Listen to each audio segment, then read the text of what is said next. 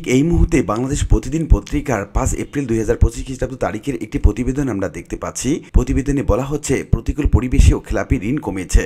এটা বাংলাদেশের সকল ব্যাংকের সকল গ্রাহকদের জন্য একটি দারুণ সুখবর হতে চলেছে, কারণ এই ব্যাংকগুলোতে খেলাপি ঋণের পরিমাণ যত কমবে ব্যাংকগুলো তত উন্নতি লাভ করবে। এক্ষেত্রে সবচেয়ে বেশি উপকারভোগী হবে দুর্বল ব্যাংকের গ্রাহকগণ। আর এই প্রতিকূল পরিবেশেও যদি খেলাপি ঋণ কমে তাহলে ওদের ভবিষ্যতে এই ব্যাংকগুলো উন্নতি লাভ করতে পারবে। এবং কিভাবে এই খেলাপি ঋণগুলো কমলো এই সংক্রান্ত বিস্তারিত তথ্য জানাবো আজকে ভিডিওতে। প্রিয় ভিউয়ার্স, আজকে নতুন ভিডিওতে সবাইকে স্বাগত জানাচ্ছি। আপনি যদি আমার চ্যানেলে নতুন হয়ে থাকেন তাহলে এরকম গুরুত্বপূর্ণ ভিডিওর আপডেট পেতে চ্যানেলটি সাবস্ক্রাইব করে রাখুন। ভালো লাগলে লাইক কমেন্ট করুন আর সম্পূর্ণ ধারণা পেতে পুরো ভিডিওটি না টেনে দেখুন। তাহলে শুরু করা যাক। দেশে অর্থনৈতিক প্রতিকূল পরিবেশের মধ্যেও খেলাপি ঋণ কমেছে। 2024 সাল থেকে বেশিরভাগ ব্যাংকের খেলাপি ঋণ বাড়লেও ভালো হয়েছে 8টি ব্যাংক, কারণ আগের বছরের তুলনায় তাদের খেলাপি ঋণ কমেছে।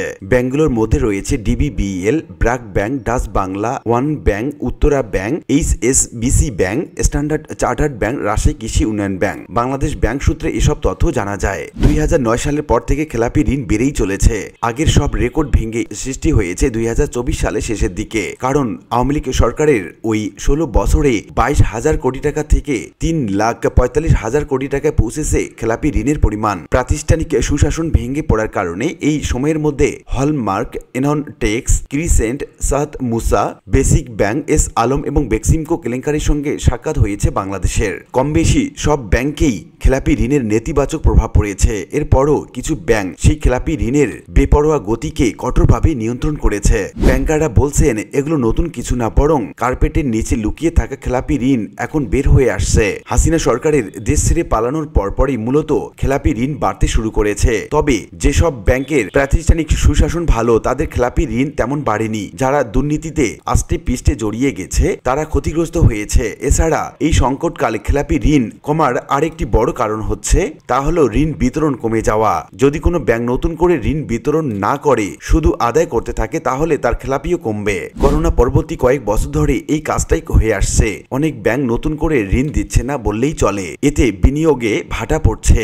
তবে ঋণ বিতরণ কমে বিনিয়োগ হ্রাসের সবচেয়ে বড় প্রমাণ ফেব্রুয়ারি মাসের বেসরকারি খাতের ঋণ প্রবৃদ্ধি। কারণ 2025 সালের ফেব্রুয়ারিতে বেসরকারি খাতের ঋণ প্রবৃদ্ধি হয়েছে 7.15%, যা ইতিহাসে সর্বনিম্ন।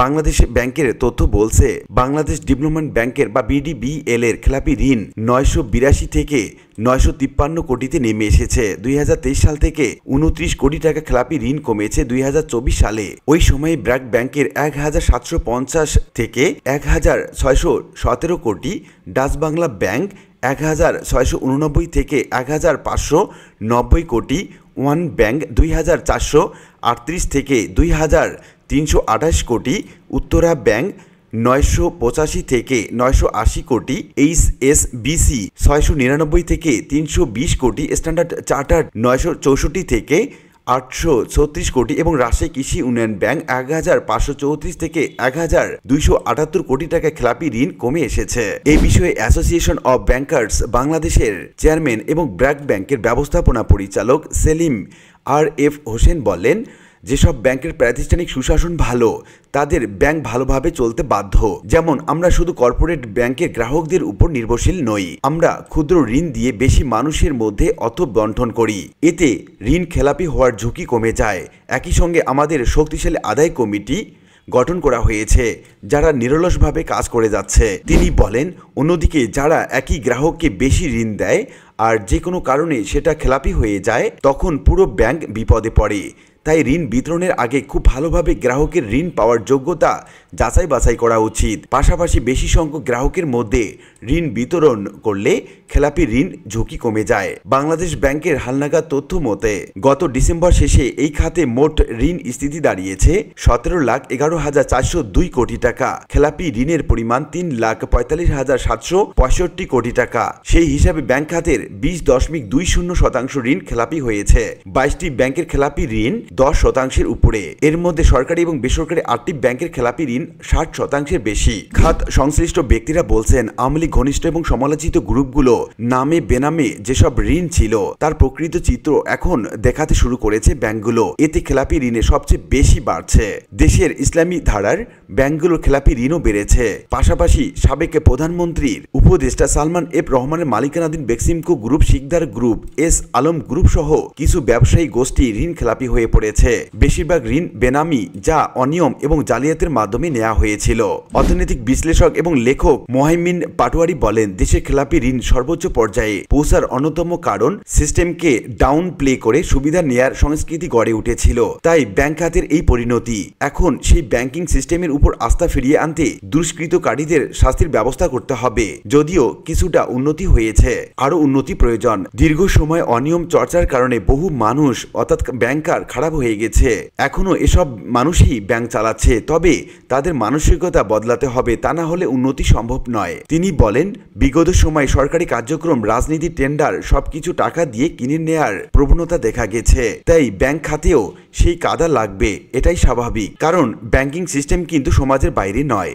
অনিয়ম, দুর্নীতির সঙ্গে জড়িতদের শাস্তির ব্যবস্থা, সুশাসন প্রতিষ্ঠা, শৃঙ্খলা এবং জবাবদিহি নিশ্চিত করতে পারলে ব্যাংক খাত আবার ঘুরে দাঁড়াবে বলে মনে করেন এই বিশ্লেষক। তো উল্লিখিত বিভিন্ন আলোচনা থেকে আমরা এটুকু বলতে পারি যে বাংলাদেশ প্রতিদিনের 5 এপ্রিল 2025 খ্রিস্টাব্দ তারিখের আলোকে আমরা বলতে পারি, প্রতিকূল পরিবেশেও ঋণ খেলাপি যে কমছে, এটা ব্যাংকিং খাতের, সেই সঙ্গে ব্যাংক গ্রাহকদের জন্য একটা দারুণ সুখবর। কারণ বাংলাদেশের বেশিরভাগ ব্যাংকগুলো দুর্বল হয়ে পড়েছে এই খেলাপি ঋণের কারণে। এই খেলাপি ঋণ যত কমবে, ব্যাংকগুলো তত সবল হতে শুরু করবে এবং বর্তমান সরকার সেই কাজটি করছে এবং অদূর ভবিষ্যতে এই ব্যাংকগুলো নতুন করে ঘুরে দাঁড়াবে। ব্যাংক খাতে একটি বৈপ্লবিক পরিবর্তন আসবে। আশা করি বিষয়টি বুঝতে পেরেছেন। আর আজকের ভিডিওটি এ পর্যন্তই। আশা করি ভিডিওটি আপনাদের ভালো লেগেছে। ভিডিওটি ভালো লাগলে লাইক, কমেন্ট করতে ভুলবেন না। দেখা হবে অন্য কোনো ভিডিওতে। সে পর্যন্ত সবাই ভালো থাকবেন। ধন্যবাদ।